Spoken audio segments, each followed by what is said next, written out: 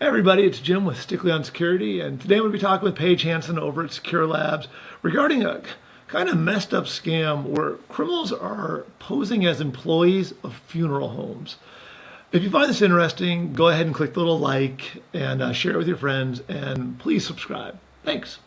My grandpa lived till he's 96, so sad he's not in my life, but I'm just happy he had such a long, prosperous Now, life. was he crazy at the end, like dragging a toaster thinking it was a dog, or does his brain still with him at the end? His brain is just still with him.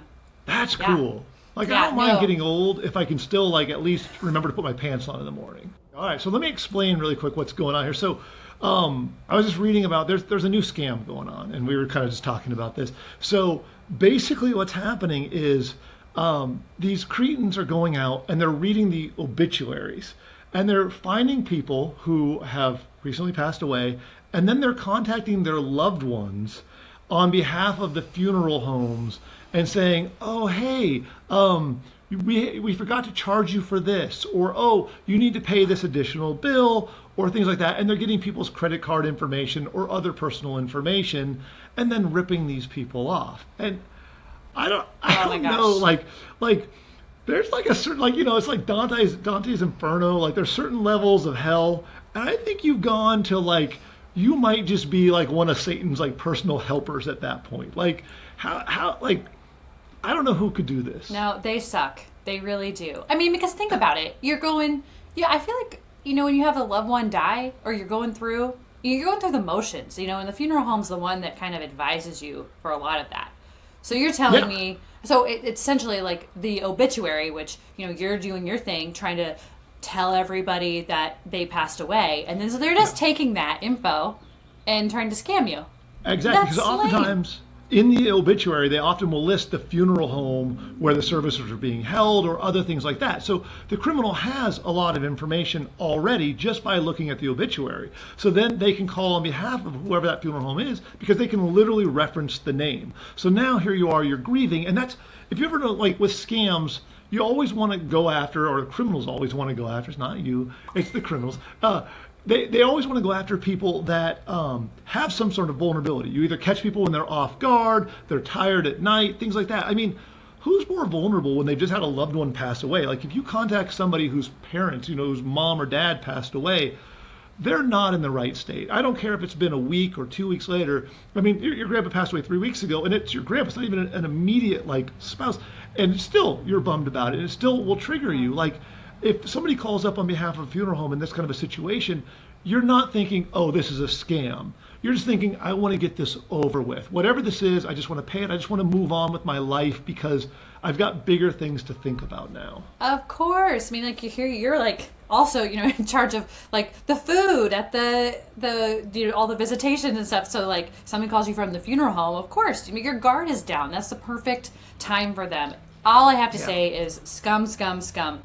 And I hope people don't fall for that. I mean, this is a simple one. I mean, I think this is a simple one. So if you get a call from the funeral home or anybody, when you're in this kind of a situation where someone's passed away and they're calling you up, simply stop. You're either going to have the phone number for the funeral home already, or whatever service, whether it's flower service or where you might be hosting, because oftentimes you'll do some sort of a remembrance thing that you're going to go and have people meet at a hall or something.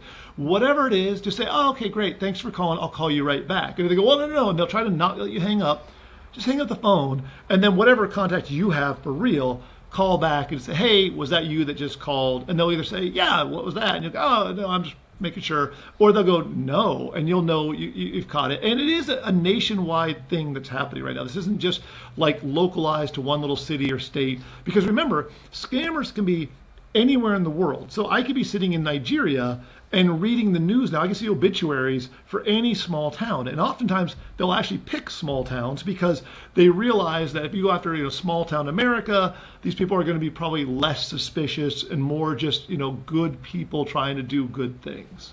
I mean, that makes sense. Okay, so you say, if you think it's from the funeral home, you just say, "Okay, hey, I'll call you back." But what if, on my caller ID, it says the funeral home's name? I mean, Great point. And that's actually that happens. So it's called spoofing. And there's been a lot of shows about spoofing, a lot of people talking about spoofing.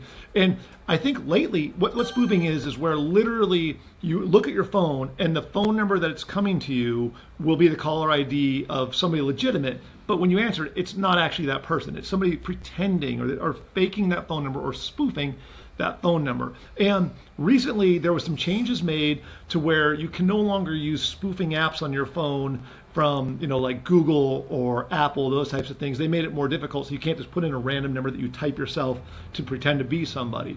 However, criminals can still spoof. There's a million other ways you can do it, not just through your mobile phone. So don't just think, oh, well, that's over with now because I can't do that, or criminals can't do that anymore. They still absolutely can. So again, don't just trust the number or the caller ID that's coming in. Yeah, I feel like your guard definitely goes down when you look and you're like, oh, I know this place. It's my doctor's office, or, in this case, the funeral home. Your guard goes down, you give them whatever you want. So, great tip. All right, well, that's all I got. So, have a great day. You too. Bye. Hey, everyone. I appreciate you taking the time to watch. If you have any questions, go ahead and just fill them out in the comments. I read every comment that's posted, and I'll be happy to either make a video answering your questions, or I might just message you directly to get you the information you need. Have a great day.